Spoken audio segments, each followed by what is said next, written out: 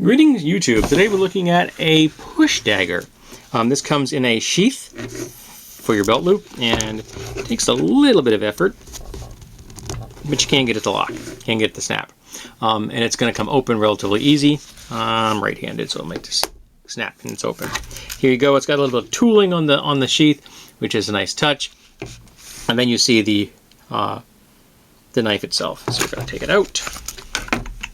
Now, first thing you're going to notice, you're going to look at that and go, "Ah, that's a Damascus blade." No, this is not a Damascus blade. This is made to look like a Damascus blade, but it looks like that was probably stamped on there.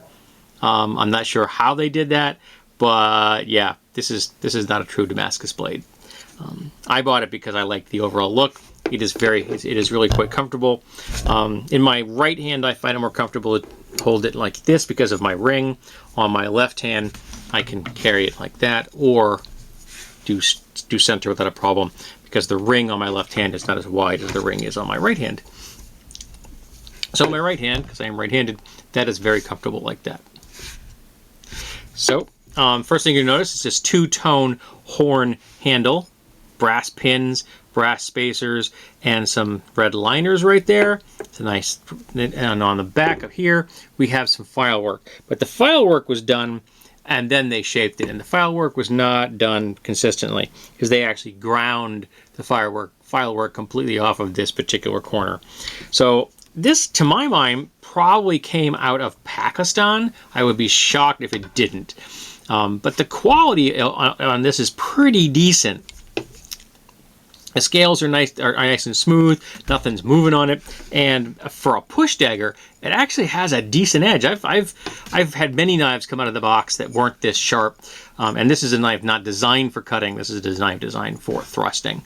I like the look. The grind is not even. If you notice, from side to side isn't even, and it isn't even from side to side this or with the other side. But that's okay. It's not a hugely expensive knife. I'm never going to carry this. I bought it because I found it was very attractive, and it's comfortable, and I love the idea of push daggers. I have a number of those in my collection, from varying qualities. And this looks good, and it feels good. It's got a nice weight. This handle's got enough heft. It very much balances out the blade quite nicely, so it feels very comfortable and balanced in your hand. And if you ever had to use something like this, by gosh or by golly, that is going to create a very deep and very unpleasant wound in somebody, particularly if you hit them in the torso or an arm or something. This is going to cause a massive wound.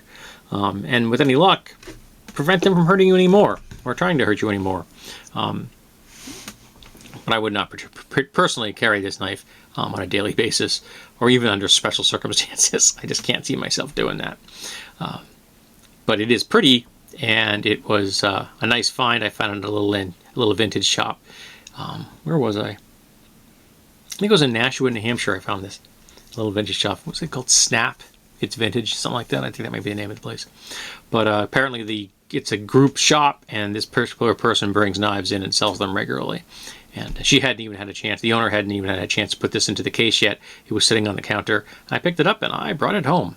So yeah, this has been a push dagger that is not Damascus, but it is made to look Damascus.